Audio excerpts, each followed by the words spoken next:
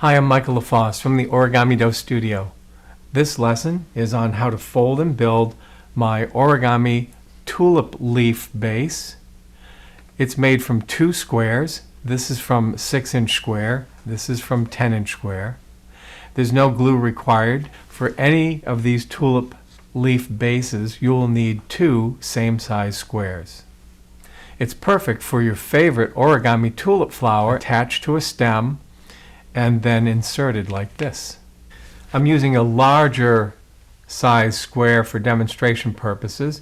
If you're using origami paper that's white on one side, begin with the white side facing up. Fold in half, corner to corner, to make a triangle.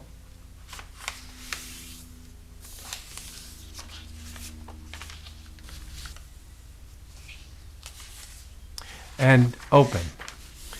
Here we have a diagonal crease. We're going to use that to build our folding pattern. Take any edge of the square and fold it to align with the crease. Take the adjacent edge from the first one and fold it to the crease. Take one of the short edges of the kite and fold it to the crease. And also the other short edge. And now we have a rhombus. At this end of the rhombus, where these new flaps were formed, fold the folded outside edges to the center crease.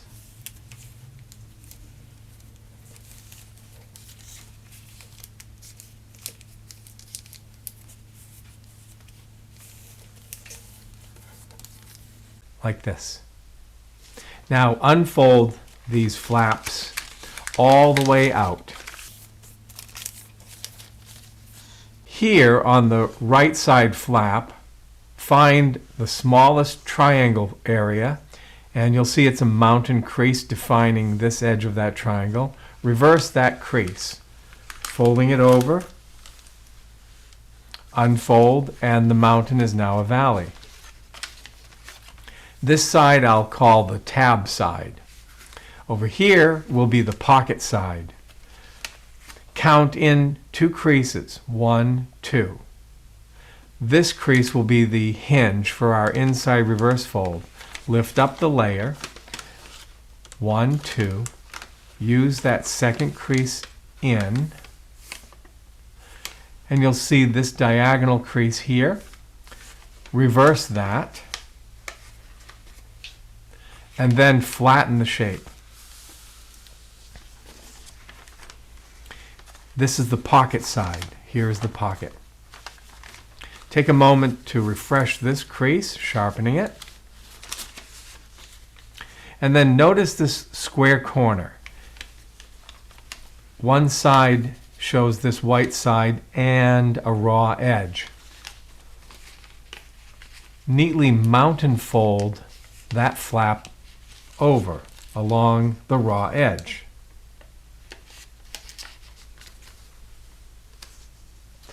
And unfold.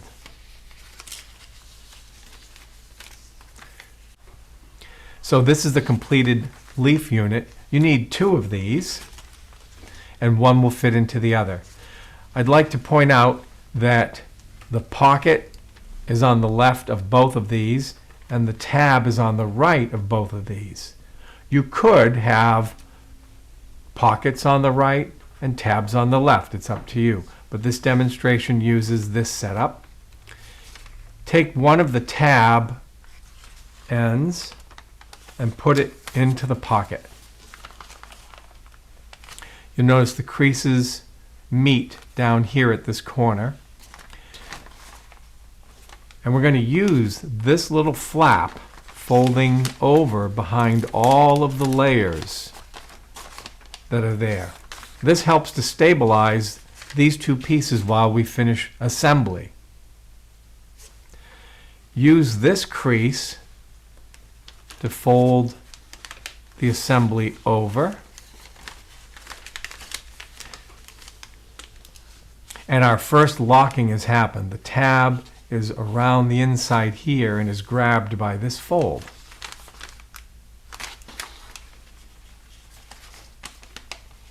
Now we can take the tab end from this leaf and put it into the pocket on the other leaf. You can use any of the existing creases to flexibly bend the paper until we have a nice fit like this. See how these folded edges intersect? And then so that the tab will grab here, remember the tab is in this pocket, mount and fold along this crease to flatten the shape.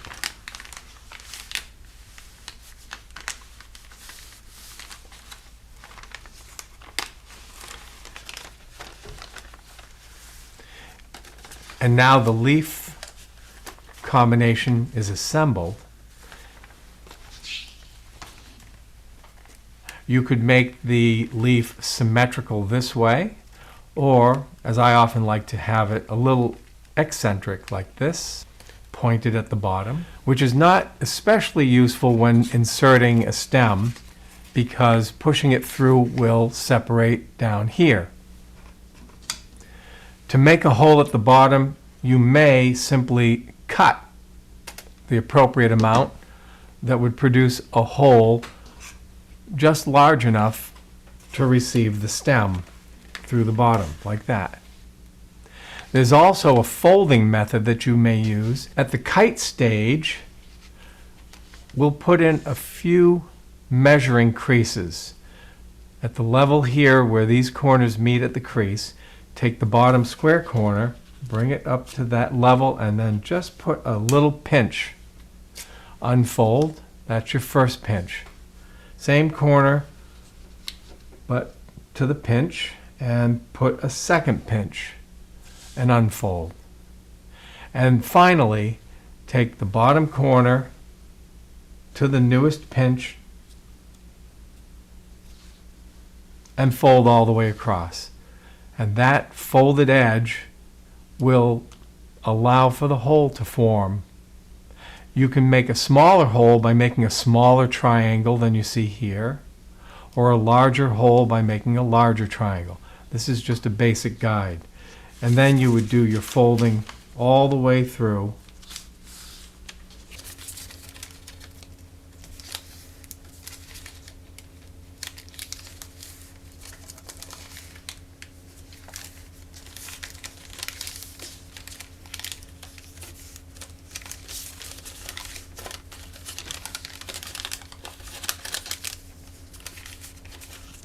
And so that blunted end combined with this folding setup and then built as a two-piece unit gives you your stem hole. We've decided to add a little bit of extra information for you about attaching any origami tulip to a stem. First, you choose the stem size and shape that you'd like. This one happens to be a wooden dowel that's been wrapped with florist tape. Another type of stem that you could make would be to take a piece of green paper and tightly roll it and paste it into place. It'll actually be quite stiff and has a nice curve to it, whatever diameter you need. And there's more than one way to attach the blossoms. At the end here, I've glued this tulip to the end of the paper stick. Here's the wooden stick. It would be a very simple thing to do. A little bit of white glue is usually best. And in the case of this particular stick, Richard has notched the end of it to fit the shape. You can see it has this cross section here and it fits in. And then you'd hold it until it's dry. A fun way for portability is this method. We used a magnet. At the end of the dowel, we have a thumbtack that's made of metal. Maybe you're familiar with these tiny super magnets. You'd simply put the super magnet inside of the tulip and let it catch the attraction to the metal thumbtack, and there it is. And this is quick to assemble and to disassemble. a great portable display method. Richard Alexander and I have designed many origami flowers, and we recommend our Origami Kit published by Tuttle Publishing, LaFosse and Alexander's Origami Flowers. This kit comes with a booklet with all of the diagram instructions for many flowers, as well as video DVD instructions, and a generous supply of 180 sheets of paper in different sizes and colors.